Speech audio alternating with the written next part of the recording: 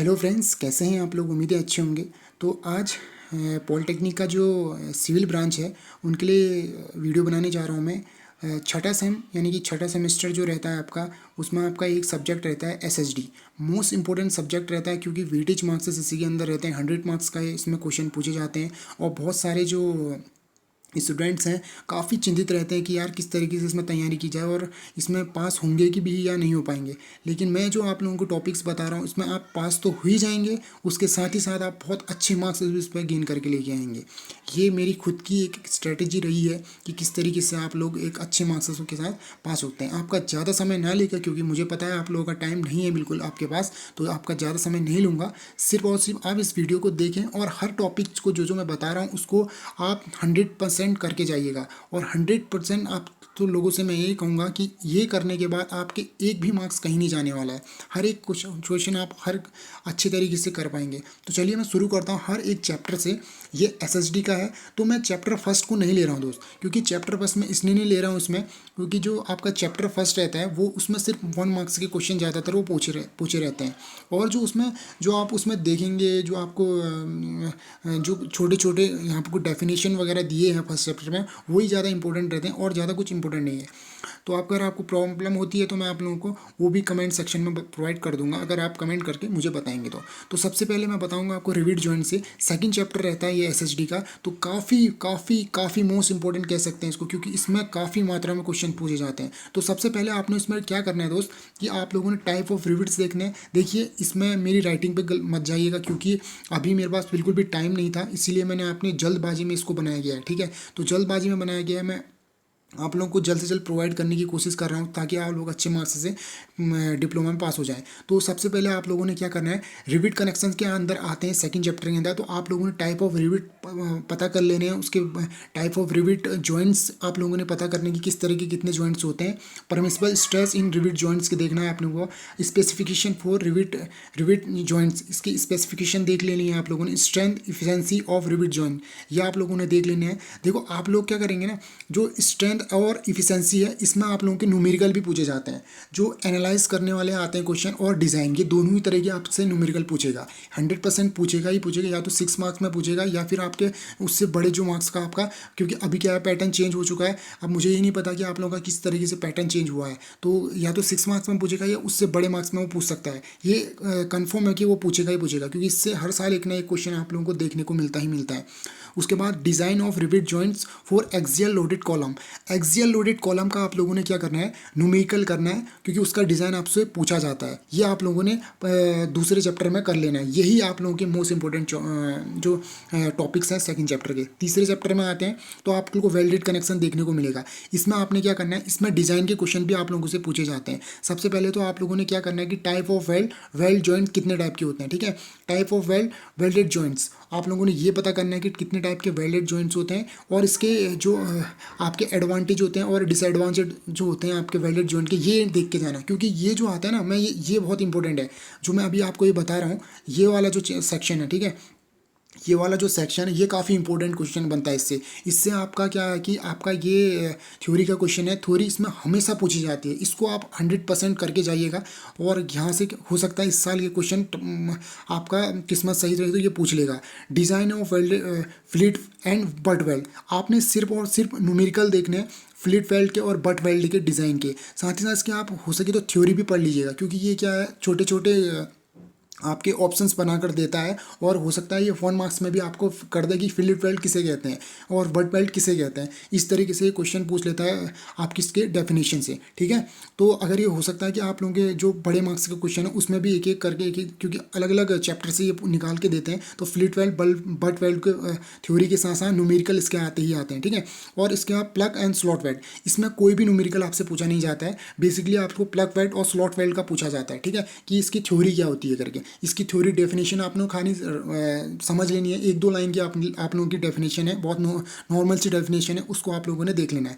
अब मैं आता हूँ सीधे चौथे चैप्टर में। बहुत इंपॉर्टेंट चैप्टर है, क्योंकि जो न्यूमेरिकल का जो ज़्यादातर खाता खुलता है यहीं से खुलता है। ठीक है, टेंसाइल मेंबर में आते हैं तो न्यूमेरिकल आप लोग को टेंसाइल मेंबर पर देखने को मिलेंगे। ये देखिए जो मैंने आप लोगों को ये टेंसाइल मेंबर और उसके आगे 17 लिखा है ना, 17, इसका मतलब ये है कि इसमें से क्वेश्चन जो पूछे जाते हैं वो 17 मार्क्स के क्वेश्चन पूछे जाते हैं। ठीक है ना, 17 मार्क्स के क्वेश्चन पूछे जाते हैं। इसी तरीके से मैंने जो ऊपर आपको देखा है कि वेल्डेड कनेक्शन 8 और 8 मार्क्स के क्वेश्चन पूछा है। रिविट कनेक्शन में आप अगर देखेंगे तो 12 मार्क्स के, मैक्सिमम 12 मार्क्स, और कभी कभी ज़्यादा भी रह सकता है, लेकिन ये वेटेज इसमें रहता ही रहता है।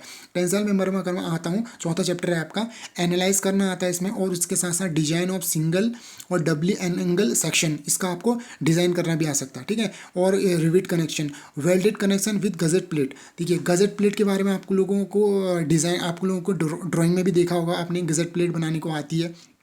उसका मैं अगला अलग अलग सेक्शन लेके आऊँगा, अलग सब्जेक्ट, अलग वीडियो लेके आऊँगा आपको लोग किस तरीके से उस ड्राइंग को कनेक्ट किया जाता है, ठीक है। तो ये गजट प्लेट का आपको लोगों ने देख लेना है टेंसाइल मेंबर में। और उसके बाद कंप्रेसिव मेंबर में अगर आते हैं तो 17 मार्क्स का आता है। कंप्रेसिव मेंबर भी सेम इसी की तरह का है, टेंसाइल मेंबर की तरह का, थोड़ा सा सिंपल, थोड़ा सा एक डिफरेंस इसमें क्या होता है कि कंप्रेसिव मेंबर क्या होता है और टेंसाइल मेंबर क्या होता है, पहले इस चीज़ को आप जान लीजिएगा, उसके बाद धीरे धीरे करके इस टॉपिक्स को क्लियर कीजिएगा। तो इसके न्यूमेरिकल आप देख लेना, ठीक है। रूप ट्रेसेस के अंदर 8 मार्क्स का ज़्यादातर क्वेश्चन पूछा जाता है इसके अंदर। तो रूप ट्रेसेस जनरली क्या पूछा जाता है आपका, इसमें सिर्फ और सिर्फ कॉन्सेप्ट पूछे जाएंगे, ठीक है। नहीं, इसमें किसी प्रकार के न्यूमेरिकल नहीं इनके। और जो कॉन्सेप्ट होते हैं, आप लोगों ने कॉन्सेप्ट में देखा होगा कि इसमें आपकी डेफिनेशन ज़्यादा रहती है। ये सारी की सारी डेफिनेशन आप लोगों ने रट लेनी है, ठीक है। आप लोगों ने जान लेना है कि किस तरीके से डेफिनेशन की जाएगी, और इसमें किसी भी प्रकार का कोई डिज़ाइन का क्वेश्चन नहीं आएगा, ये कंफर्म मान के चलिए, ठीक है। आप लोगों ने सिर्फ फॉर्म ऑफ ट्रेसेस, किस तरीके से, पिच क्या होती है, स्पेसिंग क्या होती है, पर्लिंग कनेक्शन क्या होता है, रूफ कवरिंग क्या होती है, प्रिंसिपल राफ्टर क्या होता है, और कनेक्शन बिटवीन पर्लिंग किस तरीके से की जाती है, ये आप लोगों ने जान लिया। क्योंकि रूफ ट्रेसेस इंपॉर्टेंट चैप्टर है अपने आप में। क्योंकि अगर आप रूफ ट्रेसेस को ढंग से यहाँ पे पढ़ लेते हैं तो आपका ड्राइंग का सेक्शन भी वहाँ पे कंप्लीट हो जाता है। क्योंकि आपका जो ड्राइंग का सेक्शन है उस पर आपका रूफ ट्रेसेस बनाने को आता है। काफ़ी इंपॉर्टेंट क्वेश्चन है रूफ ट्रेसेस का, और ईजी भी पड़ता है ये। क्योंकि और ड्राइंग अगर आप ड्राइंगों को देखेंगे तो वो उन ड्राइंगों के मुकाबले यहाँ पे ये ईजी पड़ता है। इसका आप सिर्फ और सिर्फ कॉन्सेप्ट देखेंगे, आपका चैप्टर नंबर 6 हो गया ये। तो उसके बाद मैं अगला चैप्टर आप लोगों का देखता हूँ। तो आप लोगों का जो छठा चैप्टर है, सातवां चैप्टर कॉलम का आता है। कॉलम मोस्ट इंपॉर्टेंट है, कॉलम से क्वेश्चन पूछे जाते हैं। 12 नंबर का कॉलम बनता है। कॉन्सेप्ट ऑफ बकिंग, ये आप लोगों ने देख लेना है, कॉन्सेप्ट ऑफ बकिंग किसे कहते हैं, ठीक है। बकिंग का ये इंपॉर्टेंट क्वेश्चन बनता है थ्योरी में भी। इफेक्टिव लेंथ और cylindrical ratio, most important question ये। अगर देखो इफेक्टिव लेंथ किसे कहते हैं, सिलेंड्रिकल रेशियो क्या है। क्योंकि ये जो क्वेश्चन है अगर ये आपसे पूछेगा तो ये आपसे थ्योरी सेक्शन में पूछेगा, या तो 6 मार्क्स में देता है या फिर 10 मार्क्स में देगा, अगर चेंजेस हुआ है तो आपका पैटर्न। क्योंकि इस बार कोरोना की वजह से आप लोगों का पता है, आप लोगों को पिछली बार भी कोरोना की वजह से थोड़ा सा चेंजेस रहा था, इस बार भी चेंजेस हुआ होगा शायद, मुझे लग रहा है। क्योंकि लेट एग्ज़ाम हो रहा है, पिछली बार भी सितंबर के स्टार्टिंग में आप लोगों के एग्ज़ाम हो चुके थे। और पिछली बार तो हालांकि लास्ट सेमेस्टर के एग्ज़ाम करवाए थे, लेकिन इस बार शायद मुझे लगता है कि सारे सेमेस्टर के एग्ज़ाम होने वाले हैं, तो वो जो होगा देख लेंगे। फिर भी अब आप लोगों ने थर्ड टॉपिक क्या देखना है कॉलम के अंदर, permissible stress in connection for डिफरेंट्स and conditions, ठीक है। आप लोगों ने परमिसिबल स्ट्रेस देख लेना है कि किस तरह से होता है, किस तरह से किया जाता है, परमिसिबल स्ट्रेस होता है, काउंट कैसे किया जाता है, ये आप लोगों ने देख लेना है। जो मैंने IS 800 लिया ना, ये आपकी कोड बुक है, इसलिए आप IS 800 लिखा हुआ है, ठीक है। एनालाइज करना आता है इसके अंदर, डिज़ाइन और एक्सियल लोडेड सिंगल सेक्शन, ठीक है। सिर्फ और सिर्फ आप लोगों ने इसके स्टेप्स देखने हैं, ठीक है। स्टेप बहुत इंपॉर्टेंट होते हैं। अगर आप न्यूमेरिकल करने चलेंगे ना, आप लोगों को मार्क्स, आप लोगों के जो मार्क्स काउंट होते हैं वो स्टेप्स पे काउंट होते हैं। क्योंकि आप लोगों के जो मार्क्स काउंट होंगे स्टेप पे काउंट होंगे, और एक एक स्टेप बहुत इंपॉर्टेंट रहता है हर आप। क्योंकि मुझे पता है आप लोगों को क्या कर रहे होंगे, आप लोगों को परेशानी हो रही होगी यार कि किस तरीके से क्या बनाया जाता है। क्योंकि जो RCC रहती है और SSD रहती है, काफ़ी दिक्कत करती है हर स्टूडेंट के लिए। क्योंकि उसमें इतना सारा, इतना मतलब कम से कम 3 से 4 पेज भर जाते हैं यार, पता नहीं चलता कि कहाँ से क्या हुआ है करके। आप स्टेप वाइज स्टेप चलेंगे तो एक भी क्वेश्चन नहीं छूटेगा आपका, और आसानी से आप उसको बना लेंगे, मुझे पता है, ठीक है। एनालाइज करना आता है इसके अंदर आपका कॉलम के अंदर, और design of axial loaded singly section के अंदर, ठीक है, ये आता है आपका इंपॉर्टेंट है। और उसके बाद अगर 8वां नंबर में देखिए चैप्टर, तो आपका बीम आएगा, ठीक है। बीम में आपका 13 मार्क्स का बनता है। एनालाइज करना आता है, design of single section simply supported में आता है, ठीक है। लेटरली रिस्ट्रेटेड एंड स्टील बीम, ठीक है। स्टील बीम का इंपॉर्टेंट है। देखो न्यूमेरिकल्स क्या आते हैं इसके अंदर, बीम में आपका ज़्यादा कुछ नहीं पूछेगा, सिर्फ और सिर्फ आपका क्या पूछा जाएगा, यहाँ पे कोई न्यूमेरिकल पूछे जाएंगे, ठीक है। और अगर हम देखिए, अगर आप ना 8 चैप्टर तक कर लेते हैं ना, 100% कह रहा हूँ, आप पास तो हो ही जाएंगे निश्चित है, क्योंकि आपको 33 मार्क्स लेके आने हैं 100 में से, तो आप 100% पास तो हो ही जाएंगे, लेकिन उससे ज़्यादा नंबर आप लेके आएंगे इसमें, उससे ज़्यादा 50% मार्क्स आप तो आसानी से इसके अंदर गेन कर लेंगे, ठीक है। तो उससे ज़्यादा अगर मार्क्स, अगर आपकी किस्मत सही रही तो क्यों 8 चैप्टर तक ही आप लोगों का जो एग्जामिनर है वो दे दे, क्योंकि आप लोगों का क्या करता है कि यहाँ पर को एडवांटेज ये रहता है कि आपको क्वेश्चंस जो होते हैं ना, क्वेश्चन आप लोगों को सिर्फ 5 क्वेश्चन करने पड़ते हैं, और 7 क्वेश्चन आप लोगों को दिए होते हैं, उनमें से किसी कोई 5 क्वेश्चन आप लोगों ने करने पड़ते हैं। तो आपको चैप्टर नंबर 9 में देखेंगे तो फैब्रिकेशन एंड रिएक्शन और स्टील स्ट्रक्चर, इस तरह का आपका क्वेश्चन बनता है इसके अंदर। लाइक ट्रसेस के बारे में आप लोगों को जान लेना है, कॉलम क्या होता है इसके बारे में खाली डेफिनेशन, जो गर्डर्स के होते हैं उनके बारे में जान लेना है आप लोगों ने। चैप्टर 10 में अगर मेशनरी स्ट्रक्चर्स के बारे में देखो, ये 5 नंबर का इसमें क्वेश्चन बनता है चैप्टर 9 से, ज़्यादा इंपॉर्टेंट क्वेश्चन नहीं बनते इससे, सिर्फ 5 या 6 नंबर का आपको क्वेश्चन आएगा ज़्यादा, और ज़्यादातर मुझे यहाँ लगता है कि 1 मार्क्स में क्वेश्चन आता है आपका, ठीक है। जो 1 मार्क्स के आते हैं, फिल इन द ब्लैंक्स भी रहते हैं कभी कभी उसके अंदर, तो कुछ ज़्यादा उसमें नहीं है। और चैप्टर नंबर 10 मेशनरी स्ट्रक्चर्स देखेंगे आप, तो आप लोग को चैप्टर नंबर 10 में आपको मेशनरी स्ट्रक्चर दिखेगा।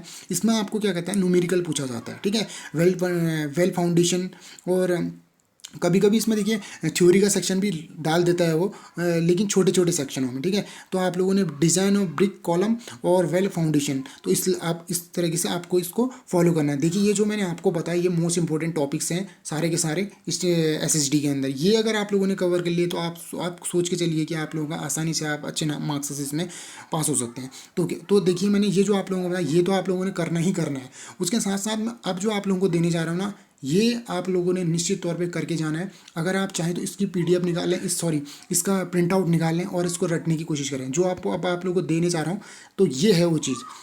सॉरी ये इंग्लिश मीडियम के लिए नहीं है, हिंदी मीडियम वालों के लिए है।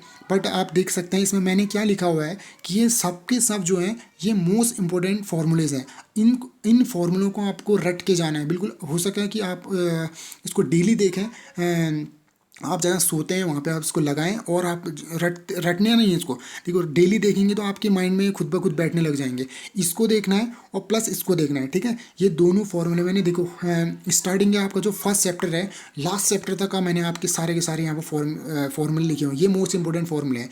देखो इन फॉर्मूले से आपके 2 से 3 नंबर आसानी से बनने वाले हैं, जो स्टार्टिंग के जो 1 मार्क्स के क्वेश्चन आते हैं ना, क्योंकि आपका जो बेस बनाते हैं ना, वो आपका बेस जो बनाएंगे वो 1 मार्क्स के क्वेश्चन बनाएंगे, कि जो 10 मार्क्स का क्वेश्चन होता है वो बहुत बेहतरीन होता है बेस बनाने के लिए।